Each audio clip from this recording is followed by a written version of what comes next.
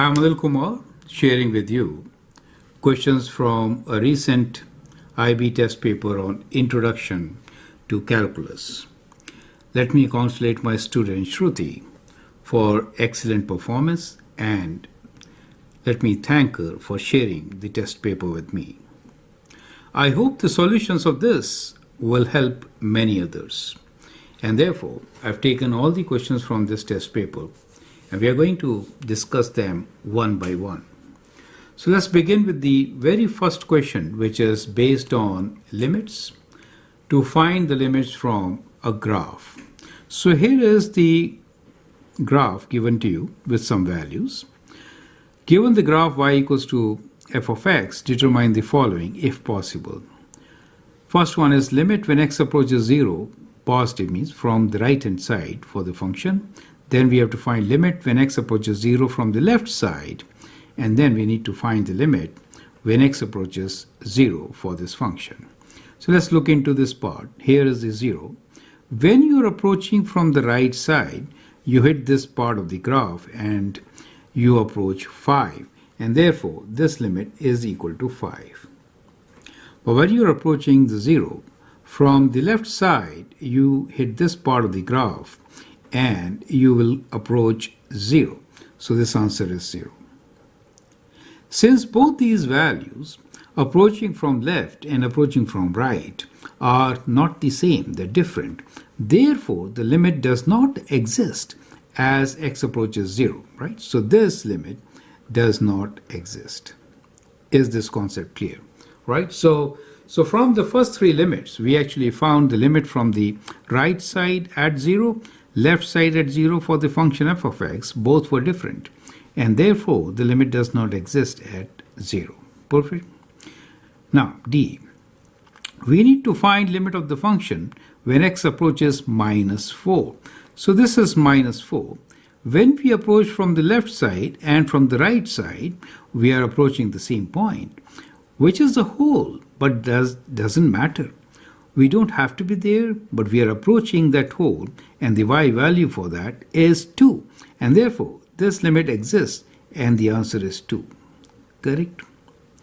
E, we need to now find the limit of this particular function when we are approaching minus 2 from the right side, plus, right? That is the right side. So minus 2 from the right side, you are hitting this graph which is approaching negative infinity. So this will be negative infinity. You can write does not exist. But also, writing negative infinity is being more specific. Now, f is to find the value of the function when x is minus 4. That is what it means. So the value of the function at minus 4 is actually 0. So this is equal to 0. Right? The limit and the value of the function are different, right? Do you see that?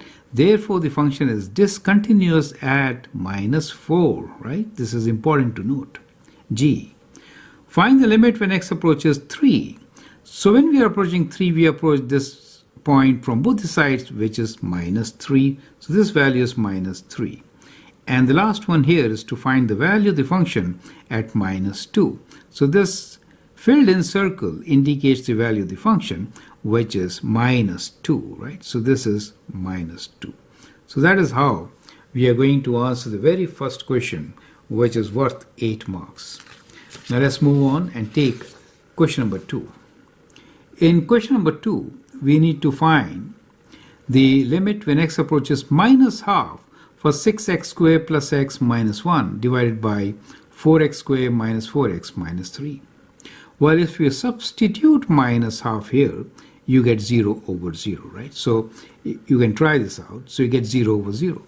That really means that we should actually factor out the term which is giving us 0. So let's do factoring. To factor, we have the numerator 6 minus 6 and sum as plus 1. So we could write this, let's factor it separately, right? So we'll factor 6x squared plus x minus 1. Now, we could write this as 6x squared, 3 times 2, right? Plus 3x minus 2x minus 1. And here we can take 3x common. So we get 2x plus 1 minus is common, we get 2x plus 1. And so the numerator can be factored as 2x plus 1 times 3x minus 1. Let's also factor the denominator, which is 4x squared minus 4x minus 3. We're looking for a product of 12 with a negative sign and some negative 4. So that could be 6 and 2, right? So we could write this as 4x squared minus 6x plus 2x. So decompose this, right? This is standard way of factoring. Now you can take 2x as a common factor in the first two terms, giving us 2x minus 3. And here we already have 2x minus 3, correct? So taking 2x minus 3 as the common factor, we get 2x plus 1 as the other factor. So we have done the factoring. We'll now use this in our equation. So we have to evaluate the limit as x approaches minus half for this particular function. So the numerator here is 6x squared plus x minus 1, which I'm going to write as 2x plus 1 times 3x minus 1. The denominator is factored as 2x minus 3 times 2x plus 1.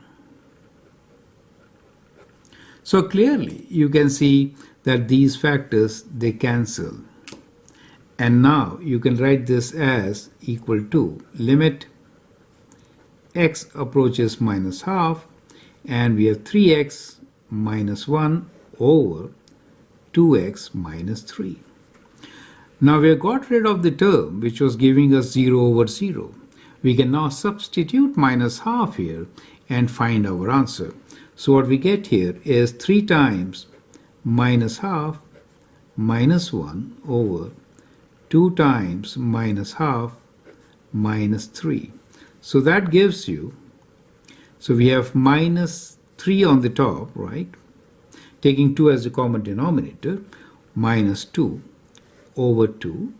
And in the denominator, that gives us minus 1 minus 3, correct? So this could be written as minus 5 over 2 times 1 over minus 4, right? Or we could write this as 5 over 8, right? So that becomes our answer. So the limit of this function is 5 over 8. So the answer is equal to 5 over 8. Is that clear to you? So that is how we can actually solve this. So by factoring, we eliminated the factor which was giving zeros in both numerator and denominator.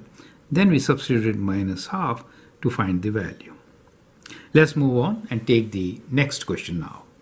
Question number 2b. Evaluate limit when x approaches 4. Square root of x plus 5 minus 3 divided by x minus 4.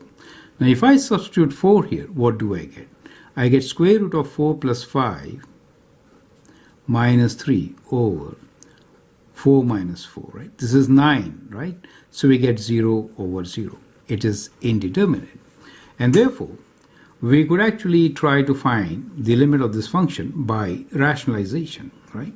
There is a common factor here in the numerator and denominator which resulted into 0. So x minus 4 is a common factor. So we'll actually solve this by rationalization. So let me copy the question here. We want to find the limit of this function when x approaches 4. Square root of x plus 5 minus 3 divided by x minus 4. So we'll rationalize multiplying and dividing by the conjugate of numerator, which is square root of x plus 5 plus 3, correct? Square root of x plus 5 plus 3. So that gives you limit x approaches 4. So a minus b times a plus b becomes a squared minus b squared. So we get x plus 5 minus 3 squared, which is 9, right?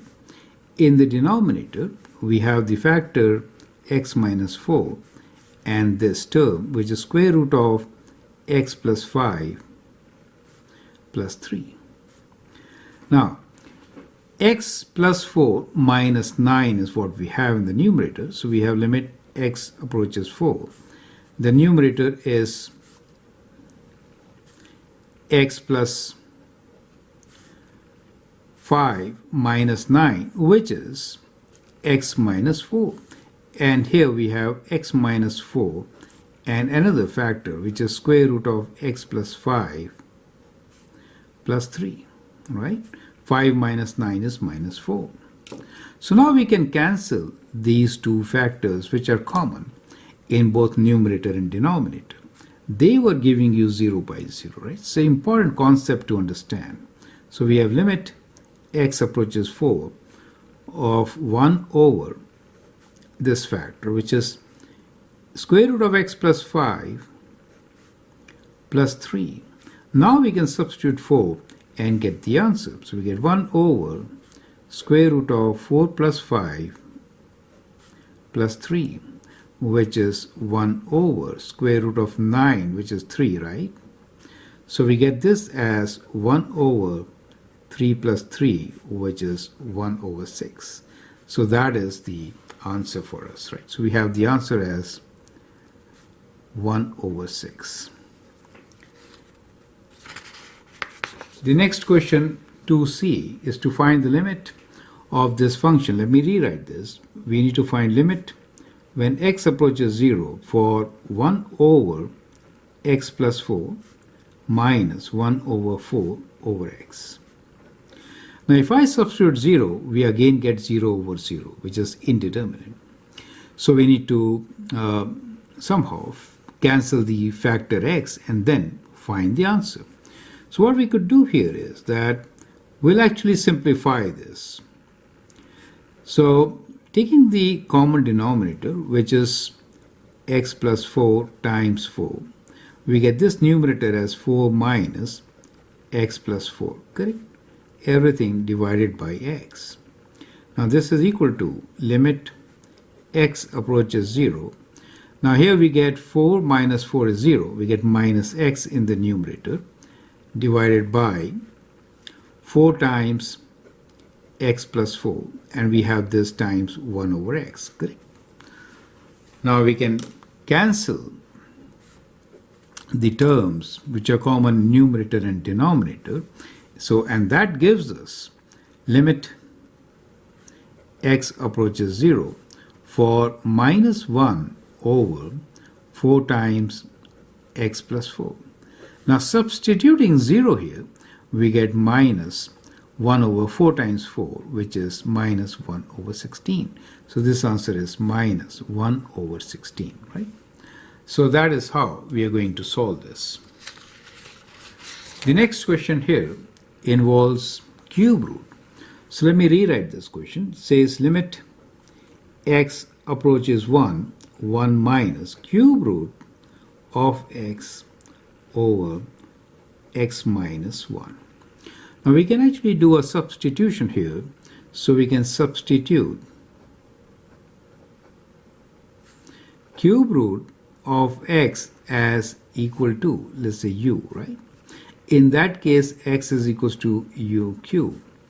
Now, when x is approaching 1, cube root of x will also approach 1, and therefore u approaches 1, correct? So we can rewrite this as limit u approaches 1, and we get 1 minus u, right, over, this is u cube, x is u cube. We get u cube minus 1. And now we can factor this. So we get limit u minus 1. Let me write the numerator as minus of u minus 1 divided by, this is u minus 1 times u square plus u, right? Multiply them plus 1. Now here we can cancel the common factors and then can find the limit. So we get this as limit u approaches 1, so minus 1 over u square plus u plus 1. Substituting 1 here, we get minus 1 over 1 plus 1 plus 1, and so we get our answer as minus 1 over 3, correct? So this limit is minus 1 over 3. Perfect. So I hope the solutions are absolutely clear. The next question here is a piecewise function. It says let f of x be equal to x squared minus 4x plus 5 when x is less than 2 and is equal to 4 minus x when x is greater than or equal to 2. Find each if it exists.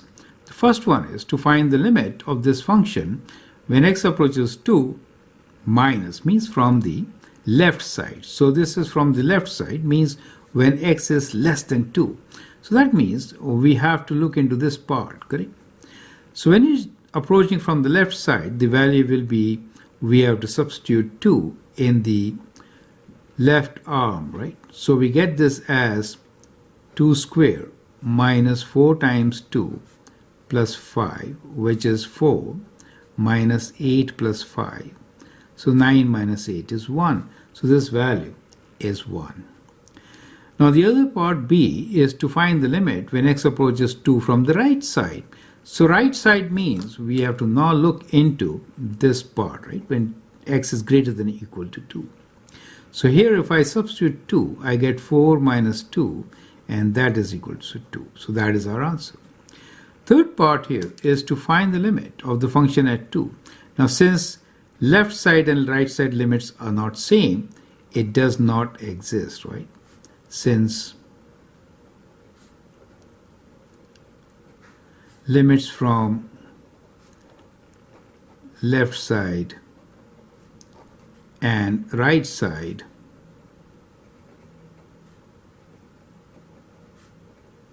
are different. So it does not exist. And part is to find the value at 2. So clearly, the second leg, 4 minus x, is when x is greater than or equal to 2. So at 2, the value of the function has to be 4 minus 2, which is 2. Is that clear to you? So that is how we are going to answer this question. Question number 4. It is an application question on limits. Find the equation of tangent line to the graph of f of x equals to x plus 4 over x at x equals to 4 using limits. So first let's find the point at f of 4 is equal to 4 plus 4 over x is 4. So we get this as 4 plus 1, which is 5. So the point which we are talking about is x equals to 4, and at 4 the value on the function is 5. So the point is 4, 5. Now to find the equation of tangent line, we need to find slope of the tangent line. Now slope can be found by limits. Now slope at x equals to 4 will be limit of the difference quotient. So slope is equal to limit of the function f of 4. We take a point which is slightly away, so h away, right? Minus f of 4. So that becomes the numerator. Change in y value and change in x value is h when h is very, very small or it is approaching 0. So this is the difference quotient which gives you the slope, and that is the application of limits, correct? Now from here we can always substitute here. We get limit h approaches 0. 4 plus h. So replace x with 4 plus h, right? So we get 4 plus h plus 4 over 4 plus h minus f of 4, which is 5 for us, right? Minus 5 over h. Right? So now we can take a common denominator. We can write this as limit h approaches 0. Taking common denominator as 4 plus h, we have to multiply these terms with 4 plus h. So we get 4 plus h whole square plus 4 minus 5 times 4 plus h. 4 plus h comes in the denominator along with h, correct? Now let's try to simplify this. We get limit h approaches 0. Let's expand. We get 16 plus 8h plus h squared. And here we have plus 4 minus 20 minus 5h over h times 4 plus h. Now, so 16 plus 4 is 20. 20 minus 20 is 20. 0. So we get rid of all other constants. We get now the limit h approaches 0. H square, 8h and minus 5h is 3h. So we get 3h plus h square over h times 4 plus h, correct? Now this can be written as limit. H is common, right? H approaches 0. H times 3 plus h over h times 4 plus h. So you can cancel h from numerator and denominator. That gives you limit h approaches 0. So you get 3 plus h over 4 plus h. Substituting h as 0, we get this as equals to 3 over 4. Correct? So we find that the tangent has a slope of 3 over 4 at x equals to 4. Right? So slope of tangent is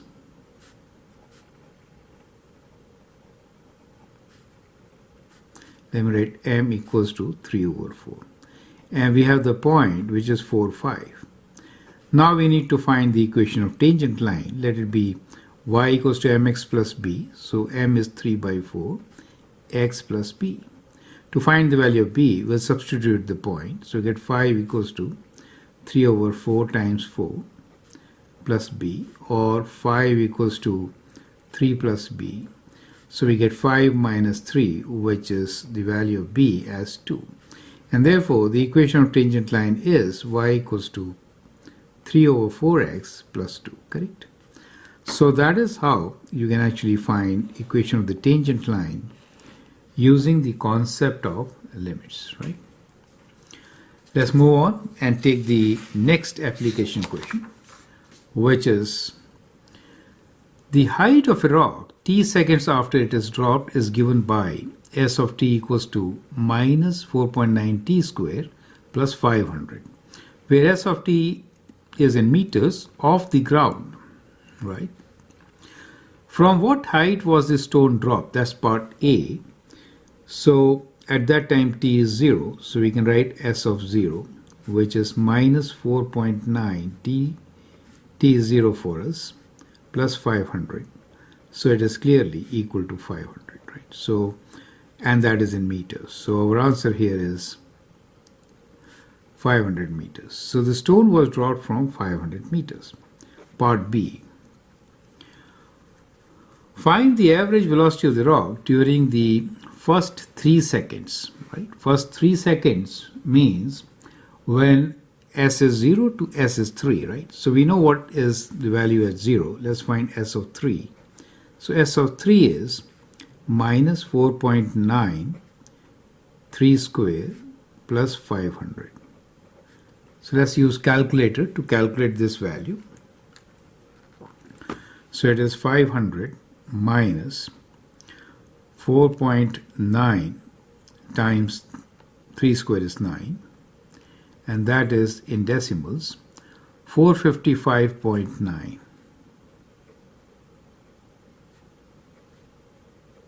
Correct? Now we need to find the average velocity. So average velocity will be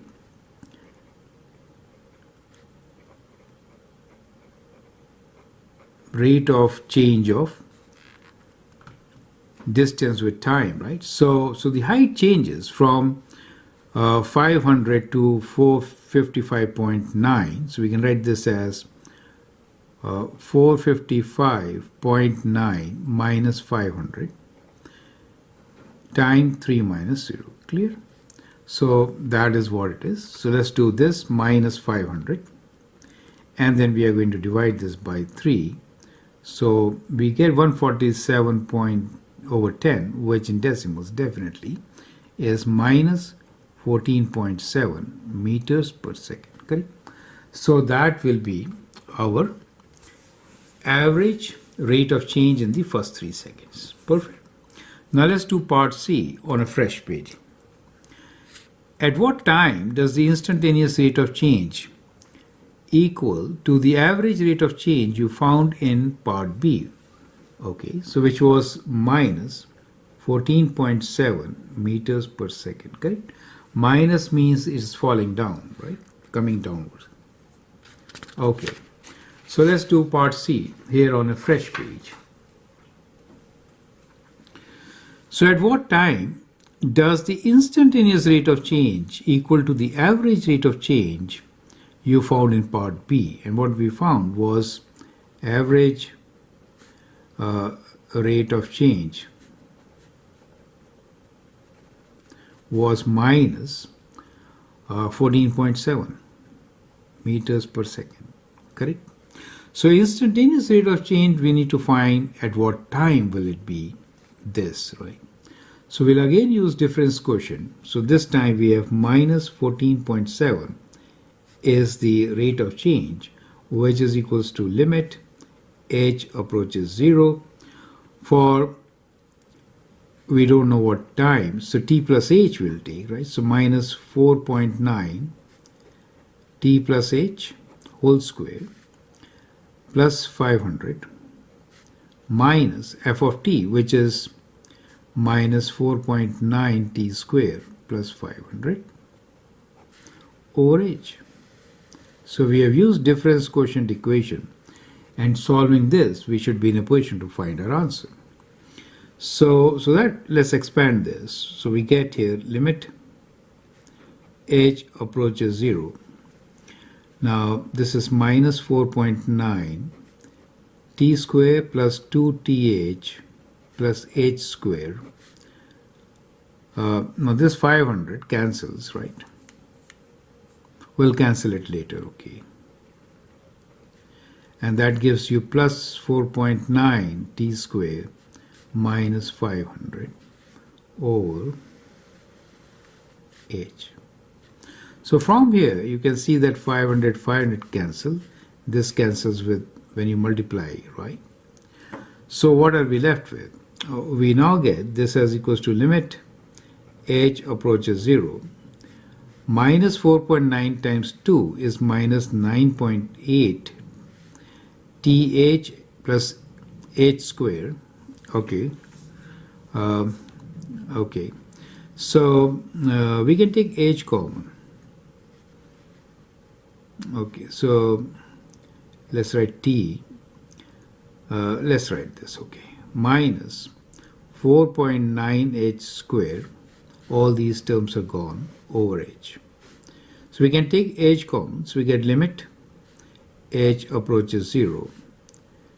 When you take h common, you get minus 9.8 t minus 4.9 h over h. So they cancel. So we are left with limit h approaches 0 of minus 9.8 t minus 4.9 h. So that gives you minus 9.8 t, right? Where limit h approaches 0. So now we can find from this our result, and which is t as equal to, let's write down here. So this implies that t is equal to minus 14.7 over minus 9.8, right? So that is what the value of t is in seconds. 14.7 divided by 9.8 gives us 3 by 2 or 1.5 seconds, right? So after 1.5 seconds, instantaneous rate of change is same as the average rate of change which we calculated, correct? So our answer here is after 1.5 seconds, right? Instantaneous rate of change is equal to minus 14.7 meters per second, which is same as the average rate of change in the first 3 seconds. Is that clear, right? So that is how we are going to answer. Now let's take another application question, which in this case is, let f of x equals to x over 2 minus 5 times absolute value of x minus 4 divided by x minus 4. You have to determine the limit when x approaches 4 from the right side of this particular function, right? So let's rewrite this question, right? So we have f of x equals to x over 2 minus 5 times absolute value of x minus 4 over x minus 4. Okay? That is what is given to us. Now we need to find the limit of this function when x approaches 4 from the left side minus. Okay? Now what is important here to understand is we have this absolute value function, right? So let's try to understand this absolute value function. The absolute value function x minus 4 is basically equal to x minus 4 when x is greater than or equal to 4, right? And it is equal to minus of x minus 4 when x is less than 4. Now since we are approaching from the left side, right? Since we are approaching from the left side, we have to use this value. This is critical. So limit of this function, which is let's write this as x over 2 minus 5 times absolute value of x minus 4 over x minus 4. So this absolute value will be negative x minus 4, right? So we get this as limit x approaches 4 from the left side, x over 2 minus 5 times x minus 4, but with a negative sign. So I'm writing negative here, divided by x minus 4, correct? So x minus 4 and x minus 4 cancel.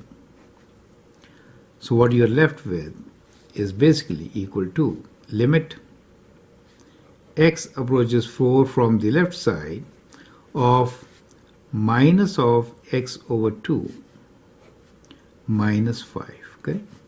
Substituting 4 here, we get negative 4 over 2 minus 5, which is equal to negative 2 minus 5, or negative of negative 3, which is 3.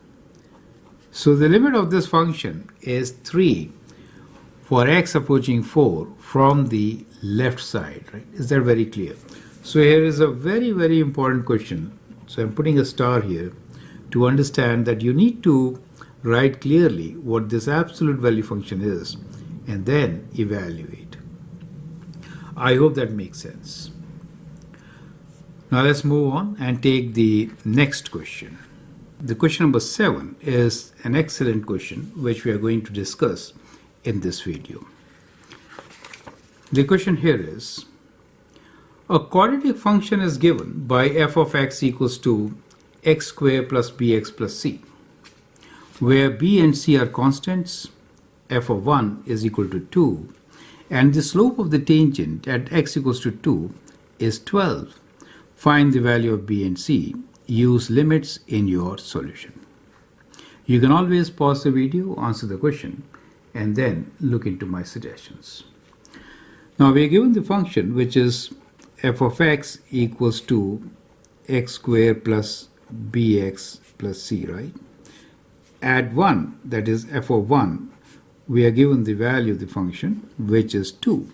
So if I substitute 1 here, I get 1 plus b plus c, and this value is 2, right? So we have 2 equals to 1 plus b plus c, or you can say 2 minus 1 is b plus c.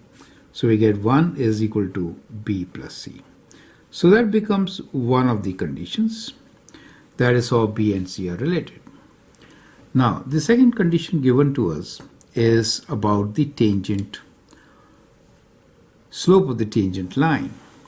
Now we can use difference quotient method to find the second equation. So slope 10 12 is the slope, is basically the limiting factor of when h approaches 0. We are considering 2 points, one very close to 2. One point is, of course, 2, right?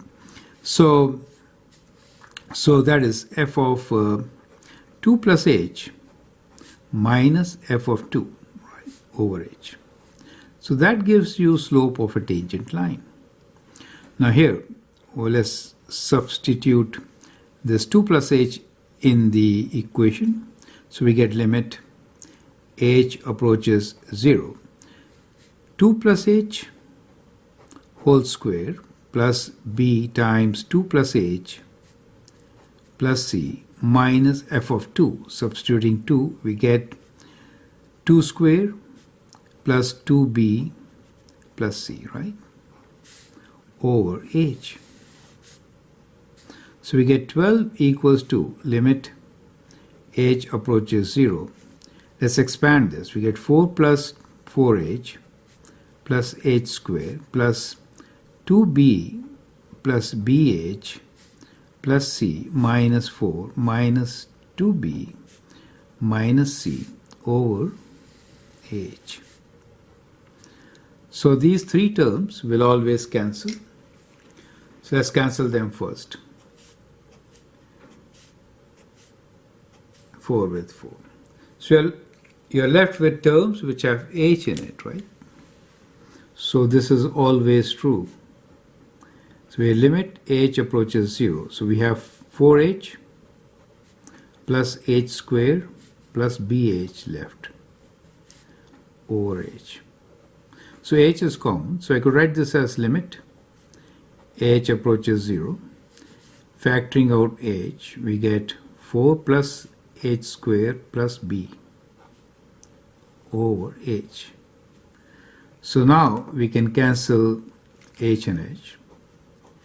And so what we get here is 12 equals to limit h approaches 0. 4 plus h square plus b, right? So from here we get 12 is equals to 4 plus b. Since h approaches 0, 4 plus b, or we get 12 minus 4 is equals to b, which is 8. So we get the value of b as 8. Substituting 8 here, so this becomes our second equation. Substituting 8 in 1, so we get 1 equals to 8 plus c, or 1 minus 8 is c. So we minus 7 becomes the value for c, right? So we get the value of both b and c. So that means the function is f of x equals to x squared, b is 8, right, plus 8x, and c is minus 7. So that becomes the function. So that is how we are going to solve this particular question. So I hope here is question number 8 from a test paper of my IB student. I hope its solution will help many of you, right? So here is the question, which I have copied, and we'll try to see how to solve such a question. Question number 8 is, find the value of c algebraically such that f of x is continuous for all real numbers. Sketch the functions. So we are given f of x equals to 2 minus x squared for x less than equal to c and is equal to x when x is greater than c, right? So for this function to be continuous, what should be the condition? Well, if I substitute c, I should get the same value. These are the two legs, right? They should match up at x equals to c. So basically, 2 minus x squared should be equal to x when x is equals to c, right? So we can substitute c here and then get the value of c. So we get 2 minus c squared equals to c. Bringing them together, we get c squared plus c minus 2 equals to 0. Now, minus 2 and sum, we get 2 times 2 and minus 1, right? So we can get this as c plus 2 times c minus 1 equals to 0. That means c is equal to minus 2 or c is equal to 1. So there are two values of c. So for two values of c, we definitely have two functions, correct? So one of the functions will be, let me write here, f of x is equal to 2 minus x squared for x less than equal to c is, let's say, minus 2. And here we have equals to x when, I should write, you can write x also, right? So x is greater than minus 2. So that is first function. The second function, which will be continuous and will meet this condition, will be 2 minus x squared when x is less than equal to 1 and is equals to x when x is greater than 1. Right? So these are the two functions. Perfect. So we got two functions. Now second part of this question is that we need to sketch both of them, right? So this is function 1, that is our function 2. Now let's try to sketch them. So I'll just make a rough sketch here. We'll have two graphs. Okay.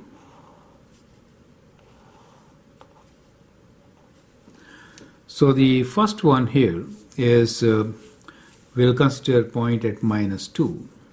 So at minus 2, x value is minus 2 and it's a straight line and is greater than minus 2, right? So this is the value of this at minus 2. Let's say this is minus 2, okay, for us. So, all right, I'll do the first one here. So this is minus 2. So we have a straight line, x is greater than minus 2 is x. So at minus 2, we have a point which is a hole, right? So let's have a hole here, right? So if I write this as 0, it will be 0. So this is a straight line which is going like this. Now when it is less than minus 2, it's a parabola. X squared, 2 minus x squared, right? So 2 minus x squared, so parabola. So if I write minus 2 here, I get this as square is 4. So 2 minus will be minus 2, right? So we have the same value. So for this function, let me use a different color, okay? The second leg will match, correct? So that is why it is continuous. And if I write a value 3, in that case, well, this is a parabola which is kind of like this. From 2, it is going downwards, right? So this is going to go like this, downwards, right? Definitely, it's a good idea to have another point on this. So if I write 3 here, 9, 2 minus 9 is minus 7. So we can have this point which is minus 3 minus 7. Is that clear to you? So that's the parabola part. So that is your function f of x, one possibility reflecting equation 1. The second one here is when x equals to 1, then we have these two legs joining up, right? So this is the value of x equals to 1. So on the right side, at 1, the value is 1, so it is not filled in and it's a straight line. On the left side, it is a parabola which takes this value of 1 at 1 and it is kind of like this, right? Correct? So at square root 2, it will have this x-intercept, right? Not at 2. Let me write this as minus square root 2. To be precise, this value will be 2 and here we have 1, 1. Correct? So that becomes the second function as shown here. So it's a combination of a parabola which is opening downwards and a straight line which moves right diagonally, correct?